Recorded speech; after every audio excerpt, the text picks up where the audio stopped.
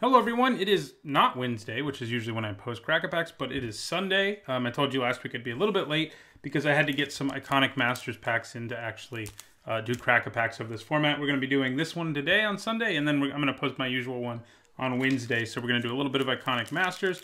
So we're going to open up this pack and see what we would take out of this pack if it was a pack one, pick one situation, and talk about all these cards in a limited context. So our first common is Earth Elemental. Certainly not first pickable. This format has a lot of highly powerful cards, and Earth Elemental is just not one of them. A 5-mana 4/5 just isn't something you need.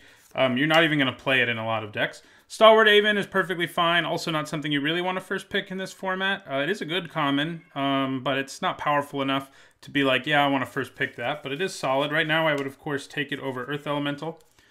Next, we have Jace's Phantasm, which is a 1-mana 1/1 flyer, who gets bigger if there's enough cards in your opponent's graveyard. This is sort of a viable card in the blue-black deck, but a lot of the times it's just not going to be good enough. I don't want to take it. I would still take Stalwart Aven. Next, we have Dragon Egg. There is a dragon deck, but that's pretty much the only place you want to play this. It's not all that good.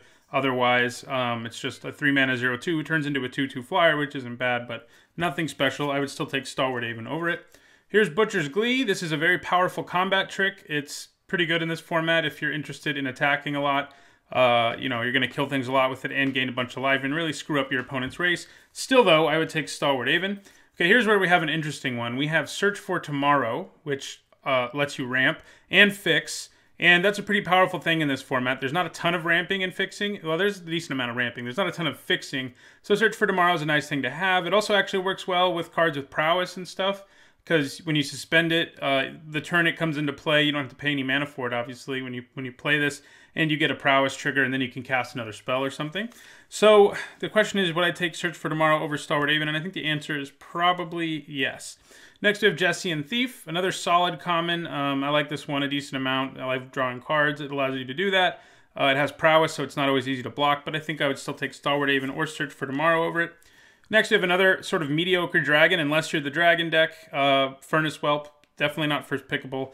Would take Search for Tomorrow and Stalwart Aven over it. Next, we have Moonglove Extract. This card has been a little better than I expected, mostly because prowess is such a thing in this format, and it can trigger prowess while also killing something, just like an instant or sorcery would, and I like that about it. So I wouldn't take it, though, over Search for Tomorrow or Stalwart Aven. Thrill Kill Assassin. This thing's solid. You can either play it as a blocker in like a more controlling deck or as an aggressive attacker in a more aggressive deck that cares about +1/+1 counters. I've seen it used both ways pretty effectively. So it's a good card, but I think I'd still take Search for Tomorrow and Stalwart Aven over it. All right, our first uncommon is going to be our new first pick, and that is Ulcerate. It just kills a lot of stuff. Sure, you have to pay life, but it's just so efficient you don't really care. Next, we have the blue-red gold card, Electrolyze. It is good, and if this pack didn't have the Ulcerate in it, it would definitely be first pickable. You can get a 2-for-1 with it easily, and sometimes you can get a 3-for-1 with it, which is awesome. You do have to be in blue-red, though, but Ulcerate is what I would still take. Next, we have Condescend. This is a format where counter magic is actually pretty good because it's pretty powerful. This is the kind of counter spell that scales as the game goes on, and it happens to scry. Would still take Ulcerate over it, but it is a good card. Okay, well, our rare is Scourge of Valkis. So this is just a huge 5-mana 4/4 flyer who at minimum will come into play and do 1 damage to something. But if you're a dragon heavy deck, it's even better. It's not easy to be a super dragon heavy deck. We saw the 2 mediocre dragons you have to run to really be able to play a ton of dragons.